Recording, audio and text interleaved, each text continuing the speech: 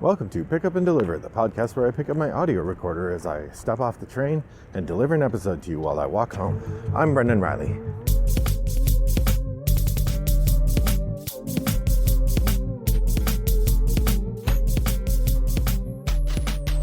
Well, good afternoon, listeners. It's a lovely day here in suburban Chicago. And by lovely, I mean temperature-wise, it's quite nice. I'm walking without a hat and without gloves. I have a scarf and a warm jacket on, but I am very comfortable and I'm just happy with the temperature that it is. That said, it is cloudy, like it's going to rain. And so from the inspires joy kind of temperature thing, no, it feels like a gloomy autumn day. But it is nearly the end of November. So a day this warm is kind of nice. It's very windy, so apologies if you're getting much microphone wind noise. I do have a fuzzy cover on the microphone, so it should reduce that mostly, but you never know.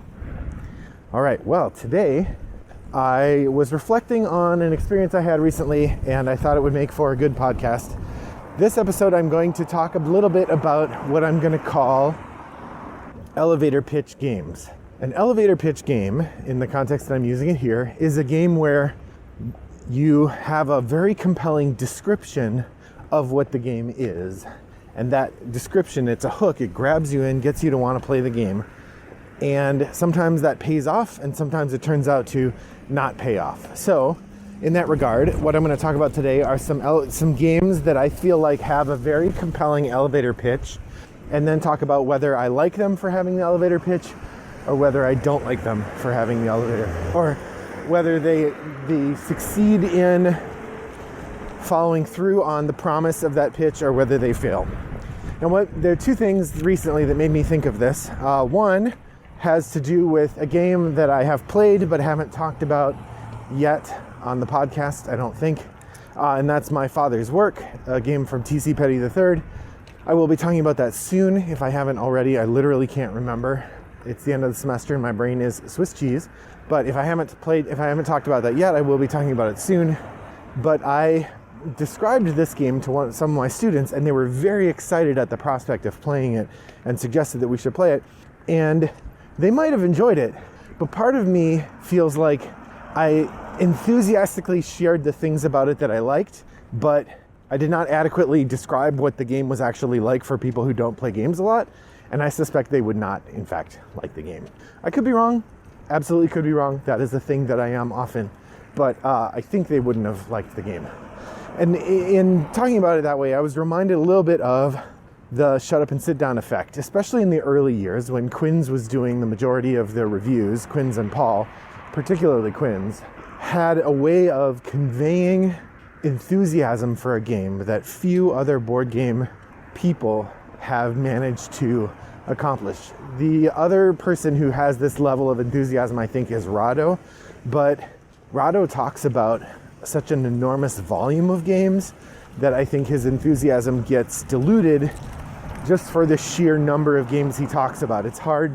You have to take everything he likes with a grain of salt because he talks about so many games with the same level of enthusiasm.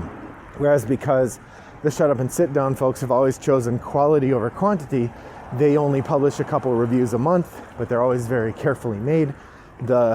When Quinns is excited about a game, he puts his whole chest into it, and it is very exciting. The example of that I think that fits best is Sherlock Holmes Consulting Detective, which is a game that's very divisive. Some people really like it, but some people just hate it. And for Quinns' review, it seems like a game that really is amazing. So, thinking about that, I've thought about games that I have in the past become very enamored of because of the elevator pitch. The idea of what the game is doesn't always translate into what the game actually plays like. And as a result, sometimes it's a win and sometimes it's a flop. So I'm going to start with the flops, talk a little bit about a few games that I have purchased because I was so excited about the idea of the game, and then the execution of it was not as strong as I was hoping, or as good as I was hoping. And I'm going to start with The Arrival. The Arrival is a Martin Wallace game that I think is very good. I do like it quite a bit, but it does come up quite short in comparison to the elevator pitch that got me interested in it. So here's the exciting elevating pitch. It is prehistoric Ireland, and the Fae are coming to the shores of Ireland and invading. And the people of Ireland are also fighting for control to be the king of Ireland. You play one of the clans trying to gain control of Ireland, and the magical fairy folk, who are these giants, are also there causing trouble. As part of the game, you can ally with the fairy folk to get extra power for your struggle for the kingdom. However, if enough people take advantage of this seemingly delightful deal with the devil, then the fairy folk actually overrun Ireland, and the person who wins is the one who sullied themselves the least by interacting the least with the fairy folk. So there's this turnabout where there's this dangerous resource you want to use, but if you use it too much, it spoils and you lose out. Wallace experimented with a similar idea in Moa, which is the game I played once, or played half a game of once, I think. But again, it fails. It did not live up to the hopes of the idea at the core, which is a cool idea. This idea that there's a dangerous benefit, and if you or too many people use the dangerous benefit, then the person who chose not to use it wins. Otherwise, you win by using the benefit. It's a sort of shared, it fits in the same category actually as semi-cooperative games like Australia, where the whole table can lose if they aren't doing enough to stop the bad guys, but only one person gets to win. And as much as I like the idea of The Arrival, it fails for me on two levels from being a great game just to being a good game. One is that it doesn't feel like that use of the power side is strong enough. And I'll admit, I've only played it twice, so it's possible that I just didn't get deep enough into it to really get the dynamics. I don't think anyone pushed the limit in terms of how much you could use them. So maybe that's where I came up short. I don't know the system well enough. But the other thing is, the original edition, which I have the European edition, has this gorgeous box cover of these giant, fantastical monsters, giants, coming out of the ocean, dripping and sort of in the mists of time. And these humans on the shore watching them and afraid. It's really quite compelling if you go look at The Arrival, the original box cover.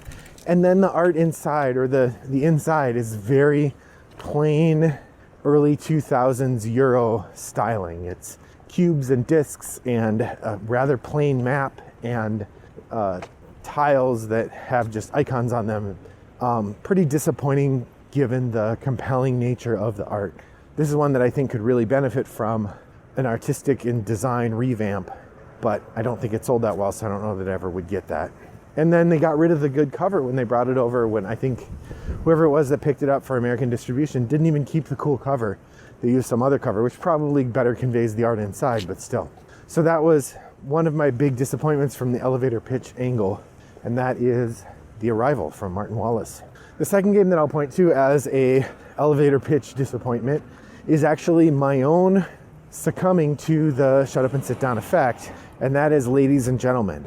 Now, Ladies and Gentlemen is a game that has definitely not aged well. I think there are other games that better allow for amusing discussion of Victorian era gender roles, but in its day, Ladies and Gentlemen was a really fun exploration of that. The players are divided into two groups, and the men have to make money in this sort of ridiculous stock market game, and the women have to spend money to get the best outfit for the ball, and the winner is the couple where the wife has the best outfit for the ball. There is an element of social role play where the women are not allowed to ask the men how much money they have. They can just ask the men to buy things for them, and the men can either agree or refuse. And so there's this interesting duality in the game that makes for strange gameplay that also is fun in a sort of transgressive way to mix up who plays what. Like, you don't always have to play your gender that you play, obviously. Quinn's did a really good job in their early review of Ladies and Gentlemen of talking about how the game promotes these ideas that I've just mentioned. and really is compelling in how the experience plays out. But the game itself is really pretty mediocre in my experience. Like, we didn't actually have a lot of fun with it, and while we had one or two good games, ultimately the joke of pleading to buy a dress and not being able to wears out pretty quickly. And so this is a game that got 3 or 4 plays from us, and then it went on the trade pile. Ultimately, it's an amusing game, and I think worth playing once if you get a chance, but not a game that carries the depth of enjoyment underneath that you would hope for from the pitch that I've explained. The third game that I will say tricked me in its elevator pitch actually tricked me with its box cover. And this has actually happened a number of times. I would point to Sentient as a game where the box cover suggests a narrative that is not. There's actually just a little math puzzle. But the game that really got me was The Night Cage. If you trace back, I don't know when, into this podcast, and I talked about seeing the cover of The Night Cage, I gasped the first time I saw it. There's this hand holding a melted candle, and the candle is melting wax all over the hand, and it is so creepy and evocative that I was like, oh, this game's a must-have. And then as I saw the Kickstarter for it, and I looked at how it plays, I'm like, it turns out that doesn't look that good. And then the reviews came out, and they're like, that doesn't really sound like it's that good. And then I played it, and if you go back and listen to my review, it's not that good. But the cover image is so evocative. I really, really would have liked to have The Night Cage be as compelling a game as the cover art made it look like it was. Because that game, I was very excited for that game. And I'm sad that it turned out to be not as good as I was hoping it would be. So the third game that I'm going to say offered a provocative and exciting elevator pitch, but then yanked it away, is going to be The Night Cage. All right, enough doom and gloom. Now I want to talk about 3 games where I think that the elevator pitch draws you in and shows you what an amazing game can look like. And it's not going to be surprising to you, all 3 of these games are from my top 10 games of all time. Part of what I love about a game is that, part of what I love about board games is the idea of the game, the explaining of what's going on and the capturing of imagination that happens with that sort of experience. And so, of course, these are going to be 3 games that captured my attention with the idea and then really cemented themselves in place. As I think about it, I don't know whether this first one is in my top 10 or not. It certainly is very, very good and is a game I'm happy to play at any time. So to start with, Martin Wallace's London, 2nd edition. Now, I haven't played 1st edition, and I believe that it works the same way. So 1st edition, sure, maybe, I don't know. But 2nd edition is the one I'm familiar with, and definitely the one that fits what we're aiming for.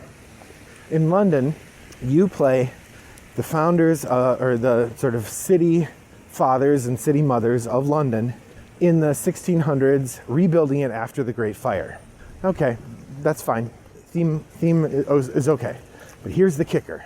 When part of the game is to develop the city and to minimize the amount of poverty that you are creating. You want to lift up all boats, and so the game penalizes you if you have very much poverty. Actually, that's not true. The game penalizes you if you have more poverty than everyone else. And this is the hook for me. This is the thing that grabbed me. At the end of the game, you have these poverty cubes. And the first thing you do is everyone compares how many poverty cubes they have. And the person who has the fewest poverty cubes discards all of their cubes. And everyone else discards the same number of cubes as were discarded by the person who had the fewest. Then everybody else counts up how many cubes they have and looks at a chart that shows a list of penalties. And essentially, the way that chart goes, if you have 1 or 2 cubes, I think you lose 1 point or maybe 0 points. If you have 3 or 4, you start to lose a couple points. And then by the time you get up to, I think, 10, you've lost 15 points. And then for every cube above 10, you lose another 3 points or 5 points. So the game gets ridiculously punishing if you have a lot of these poverty cubes. So you better have really got some valuable points for accumulating them. Usually you didn't. Usually it was just a matter of not being efficient with how you were disposing of them and how you're managing them, and you ended up with a bunch more than other people had. This hook, this brutal negative hook that happens at the end of the game, is a really exciting and interesting idea that turns out to be, yes, really exciting and interesting as a gameplay mechanism as well.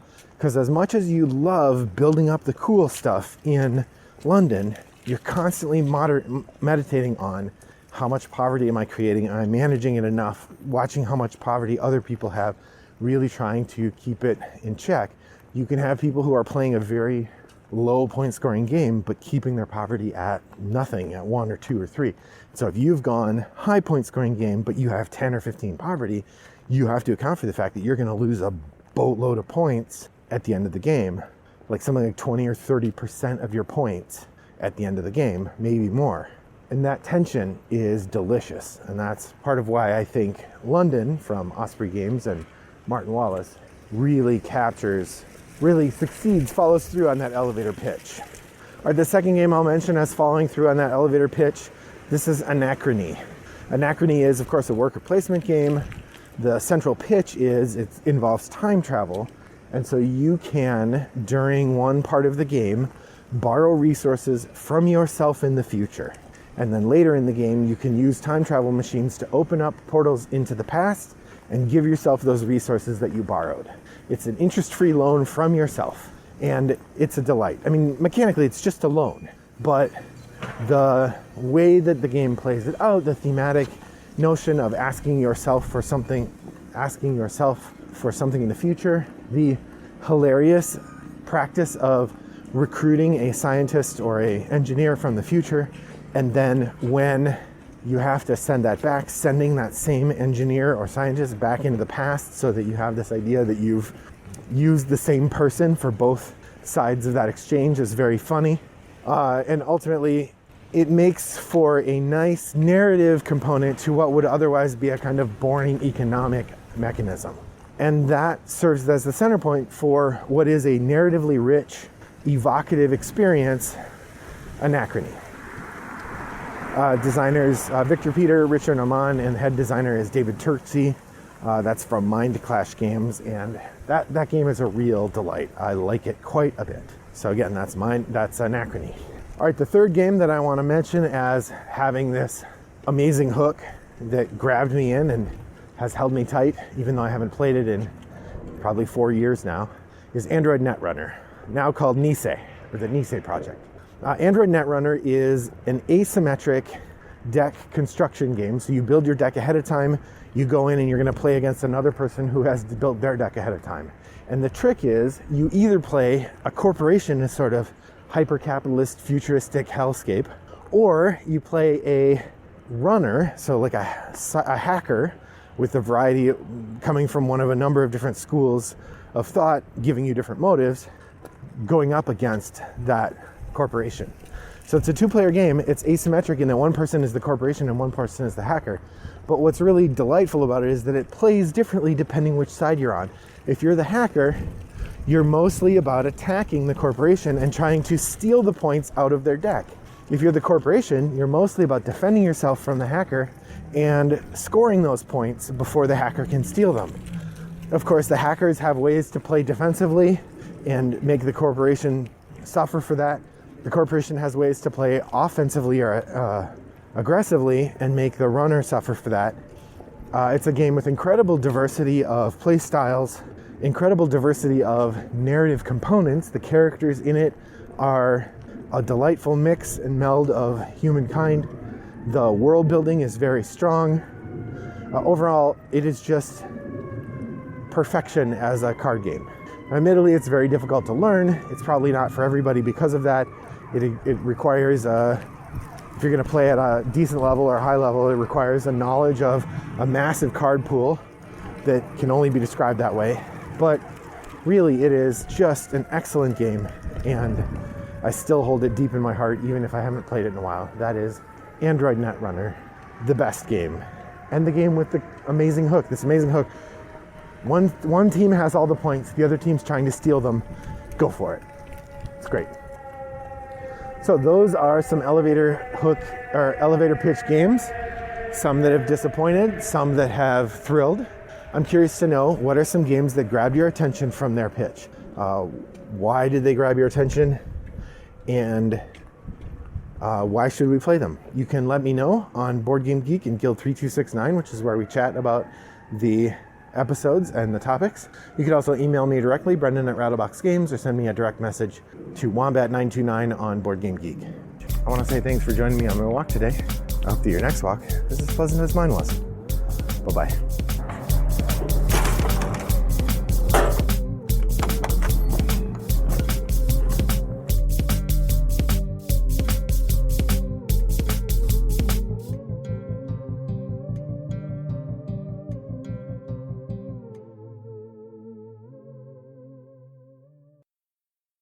Brought to you by Rattlebox Games.